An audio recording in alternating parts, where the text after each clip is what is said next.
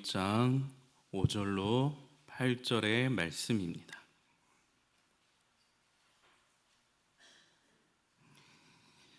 한 절씩 교독하겠습니다.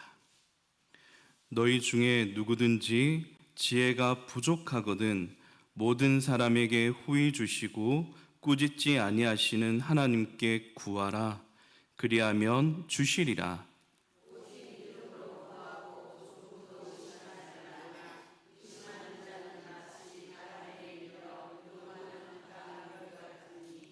이런 사람은 무엇이든지 주께 얻기를 생각하지 말라. 두 마음을 품어 모든 일에 정함이 없는 자로다. 아멘. 일여전도에 나오셔서 하나님 앞에 특송하겠습니다.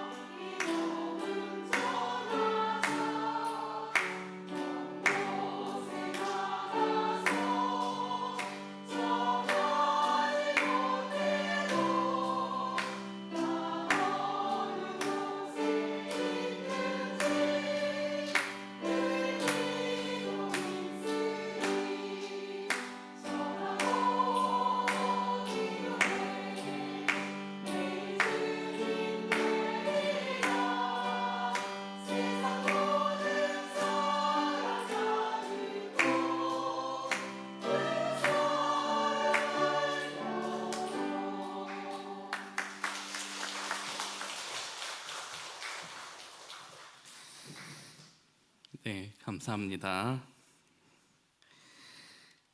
우리 오늘 함께 읽은 말씀 야고보서 1장 5절로 8절에 지혜를 구하라 라는 말씀으로 하나님 말씀 함께 나누도록 하겠습니다.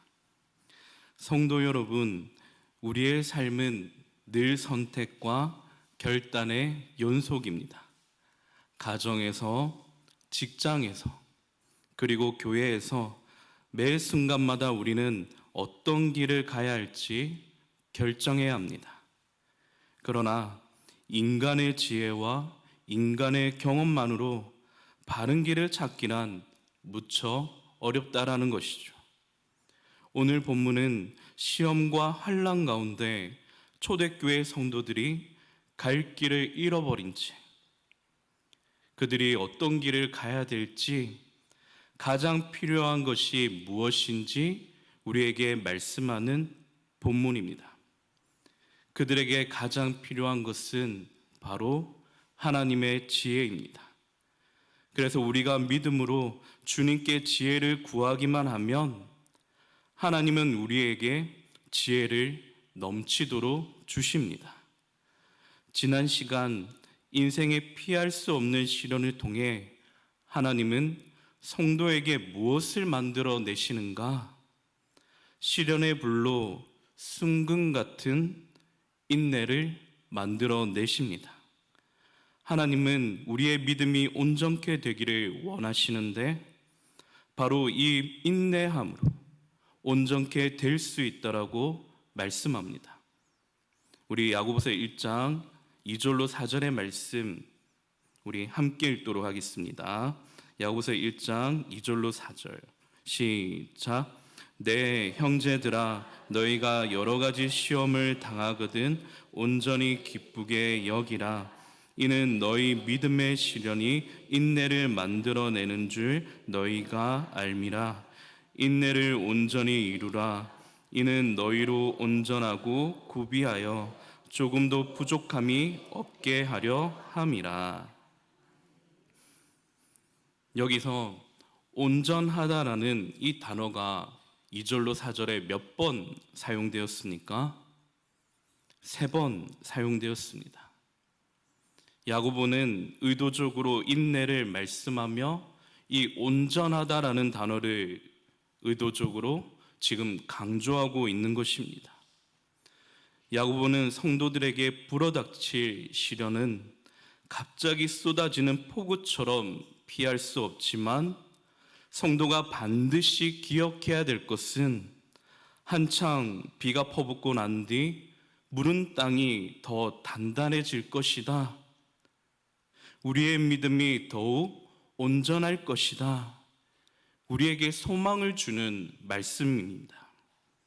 그러면서 야고보는 시련에 대한 올바른 해결 방법 첫째가 인내였다면 그 둘째는 하나님께 지혜를 구하라 라고 말씀합니다. 구원받은 자녀라고 확신해도 왜 우리는 종종 시련에 압도당한 채 주저앉습니까? 우리에게 지혜가 부족하기 때문입니다. 죄로 타락한 인류는 여전히 자신의 지혜 있는 줄로 착각합니다. 우주에 인공위성을 쏘아 올리고 줄기세포를 이용해 동물을 복제하고 AI, 인공지능과 자율주행 자동차를 사람이 만든다라고 해서 인간이 최고의 지혜자라고 성경은 말하지 않습니다. 그래서 이사야 선지자는 이사야서 5장 21절에 이렇게 말합니다. 스스로 지혜롭다 하며 스스로 명철하다 하는 자들은 화 있을진저. 내가 스스로 지혜롭다 여기고 스스로 명철하다 여기는 것처럼 어리석은 것이 없습니다. 스스로 자신의 능력과 지혜를 높이는 사람은 교만한 사람인 것이죠. 하나님보다 여전히 내 힘을 믿습니다. 여전히 내 생각을 믿습니다. 여전히 내 경험만을 믿고 사는 사람, 이런 사람은 자신의 지혜 없음과 연약함과 부족함을 보지 못하고 내가 말하는 것이 곧 법이요 마치 진리인 것처럼 착각하며 사는 것입니다. 그는 하나님을 믿지 못하는 것입니다. 그는 자신을 의지하였고 자신을 믿는다라는 것이죠. 그래서 성경은 지혜의 근본이요 지혜의 왕 대신 하나님을 경외하라 라고 말씀합니다. 잠언서 9장 10절의 말씀에 보니 여호와를 경외하는 것이 지혜의 근본이요 거룩하신 자를 아는 것이 명철이니라. 시편 111편 10절에 여호와를 경외함이 지혜의 근본이라. 그의 계명을 지키는 자는 다 훌륭한 지각을 가진 자이니 여호와를 찬양함이 영원히 계속되리로다. 지혜의 근본은 하나님이십니다. 하나님만이 어떤 부족함도 없으시고 하나님만이 완전한 지혜를 가지신 모든 지혜의 원천이 되십니다. 모든 성도님들은 지혜의 근본이요 지혜의 왕이신 하나님을 의지하시기를 바랍니다. 누가 지혜로운 사람입니까? 하나님을 경외하고 하나님을 의지하는 사람입니다. 그러면 우리가 하나님을 경외할 때 하나님이 어떤 지혜를 성도에게 주십니까? 하나님이 우주 만물을 창조하시고 하나님의 뜻대로 섭리하시는 지혜, 하나님이 사람의 생사화복을 주관하시고 다스리시는 지혜, 즉 하나님의 관점으로 우리의 인생을 바르게 해석할 수 있는 능력을 하나님이 주십니다. 갑작스런 사건과 사고에 휘말렸습니다. 예상치 못한 갑작스런 질병이 찾아옵니다. 잘 될 것만 같던 사업이 휘청휘청거립니다. 자녀들이 멀리 주님을 떠나 방황합니다. 우리는 이런 갑작스런 고난의 문제 앞에 이 문제를 어떻게 해석하는가? 대부분의 일반적인 사람들은 이런 고난의 문제 앞에 나에게 왜 불행이 닥쳤지? 재수가 없다라고 그들은 말합니다. 그래서 성경에 이와 같은 고난의 역경 앞에 지금 욥은 어떻습니까? 욥은 한순간에 가졌던 모든 재산과 재물과 가축과 종들이 쓰나미처럼 사라져 버렸습니다. 그의 사랑하는 자녀들 또한 한순간에 모두 잃게 되었습니다. 욥의 몸은 발끝부터 정수리까지 심한 낙창으로 고생하고 있습니다. 그의 곁을 지켰던 하나밖에 없던 아내조차 하나님을 원망하라라며 저주하고 퍼붓고 떠납니다.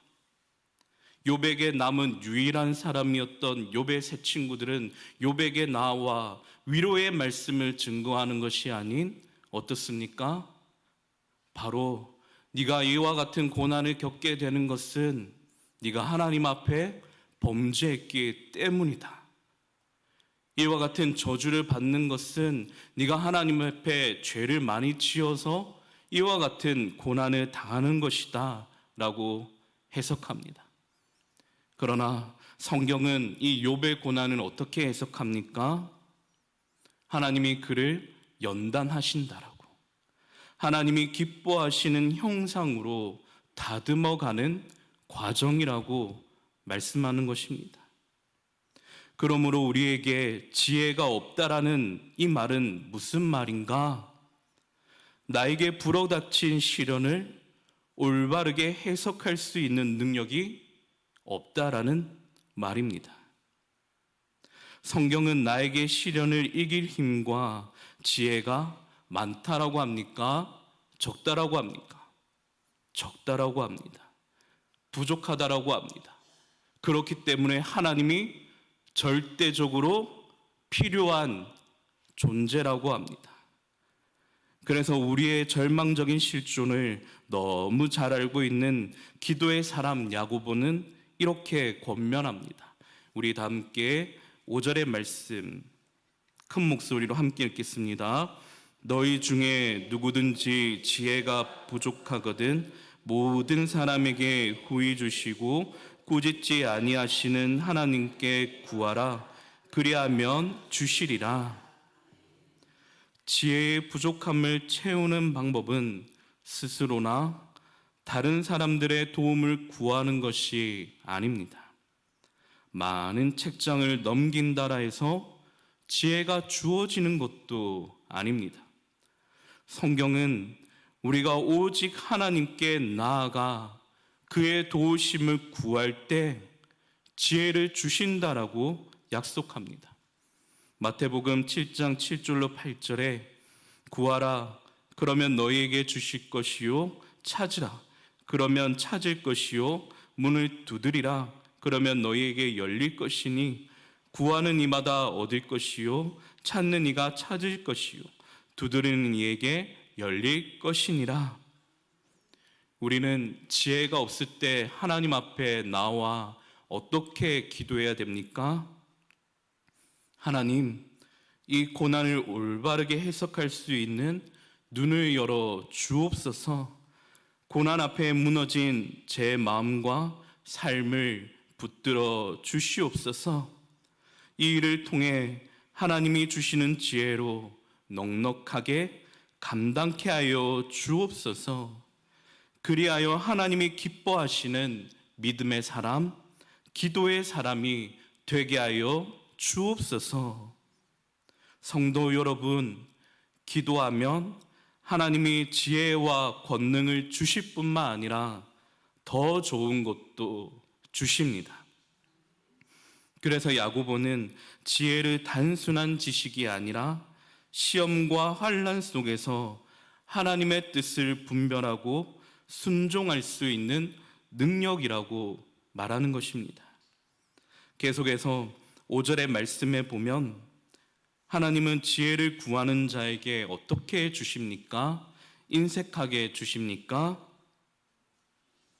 내가 지금까지 어떻게 살아왔느냐에 따라 하나님이 차등해 주십니까? 그렇지 않다라는 거예요. 저는 오늘 5절의 말씀을 곰곰이 묵상하던 중에 어떤 단어가 제 눈에 탁 튀어왔냐면 3가지 단어가 튀어 들어왔습니다. 누구든지 모든 사람에게 주시리라. 이 3가지 단어가 얼마나 제게는 큰 위로와 은혜가 되었는지 모릅니다. 특히 야고보는 초대 예루살렘 교회 수장이었잖아요. 그는 복음이 예루살렘과 유대와 사마리아 땅끝까지 전해지길 간절히 기도한 사람입니다.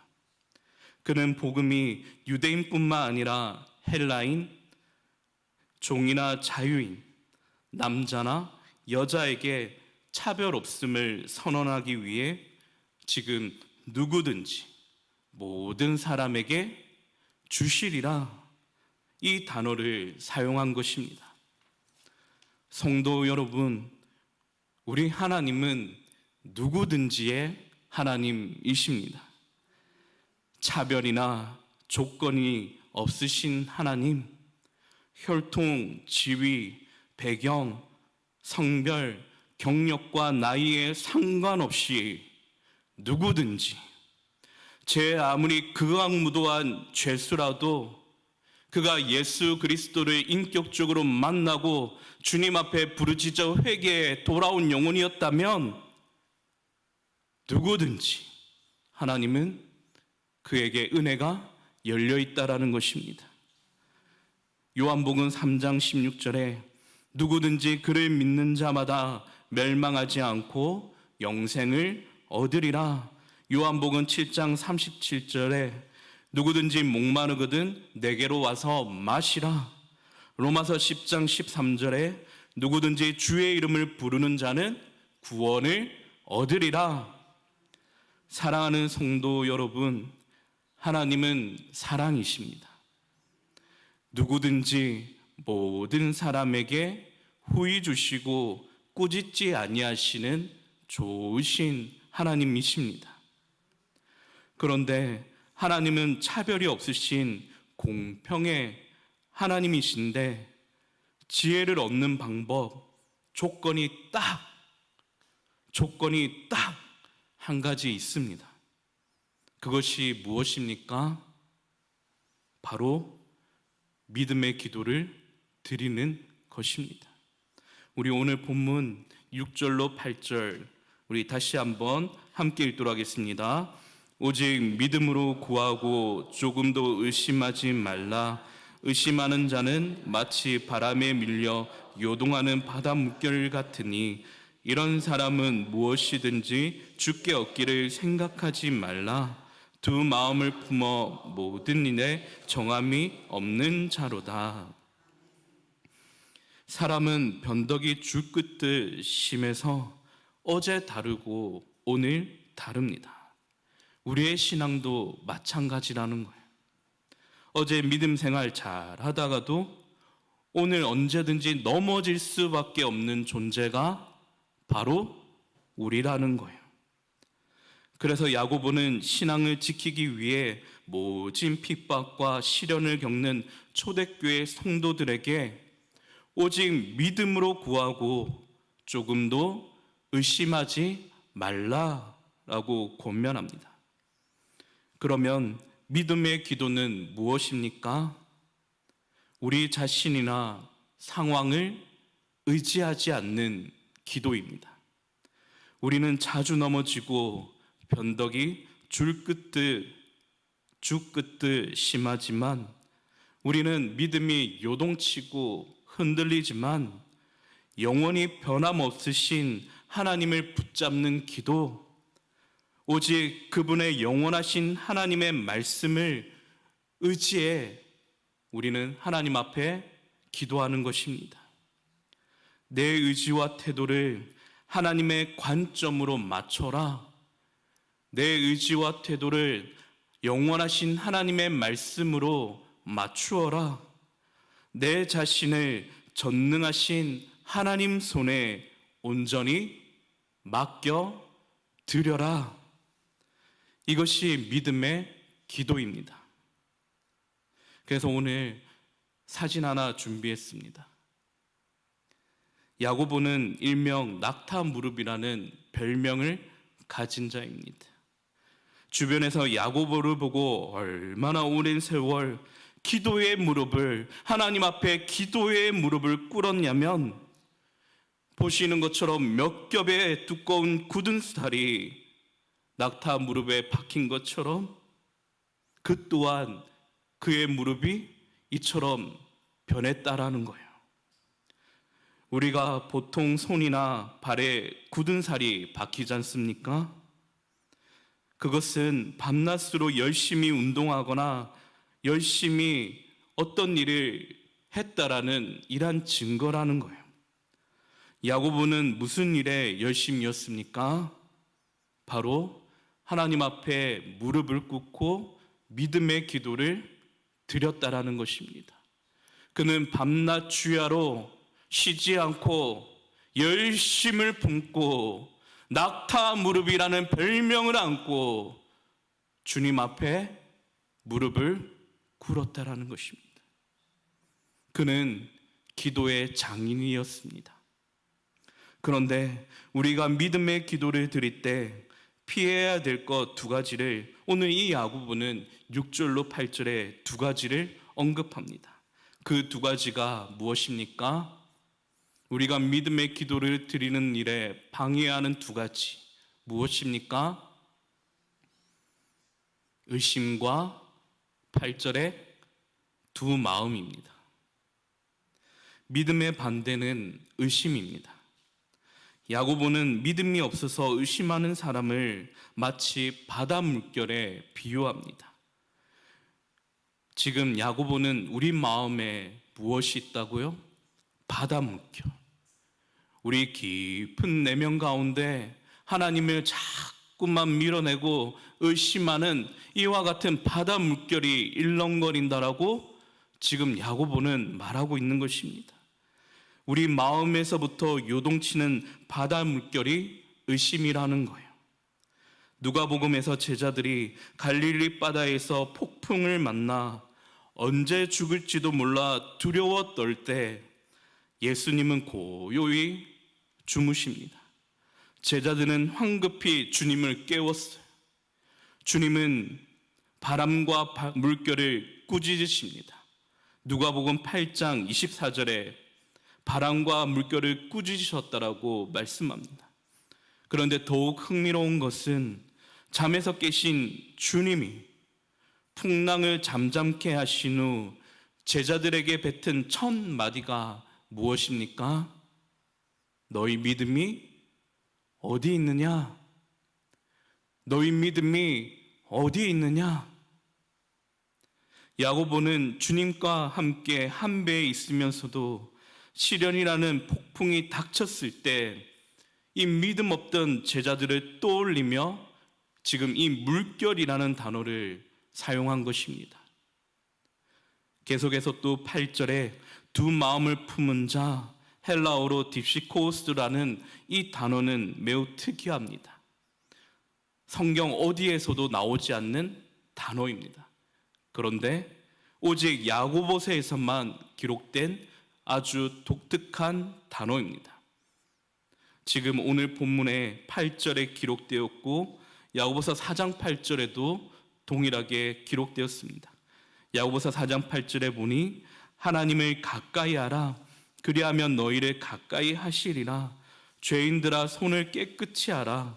두 마음을 품은 자들아 마음을 성결하게 하라. 쉽게 말해 두 마음을 품었다라는 이 말은 하나님도 좋고 세상도 좋다라는 말입니다.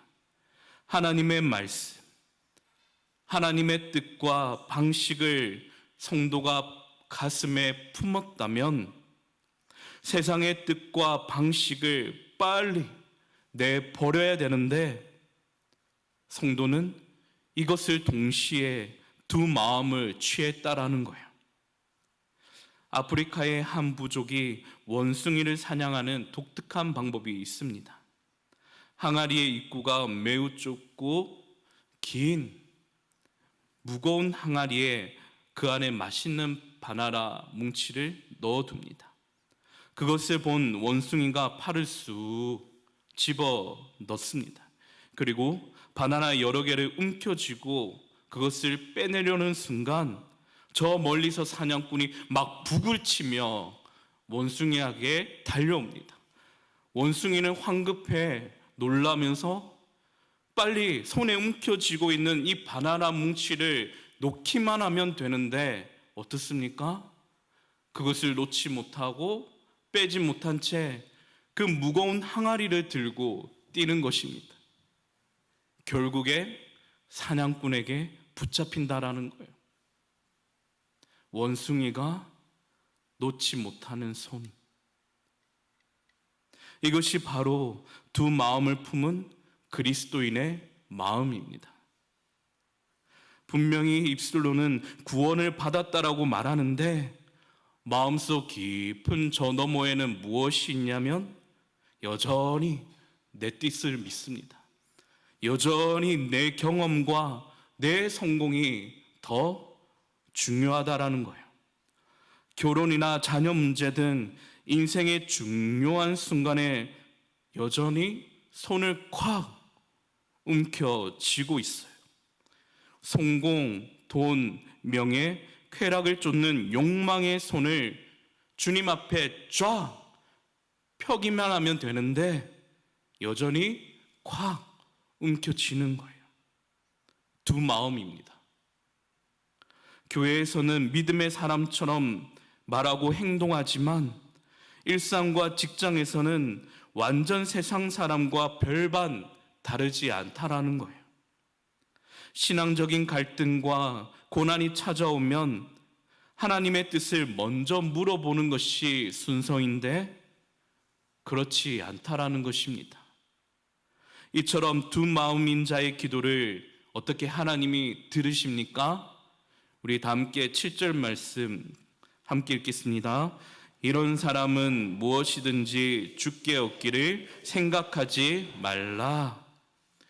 우리는 시련이 올수록 손을 콱 움켜쥐고 사는 자가 아니라 하나님 앞에 손을 쫙 펴므로 하나님께 모든 것을 맡기는 믿음의 사람인 줄로 믿습니다.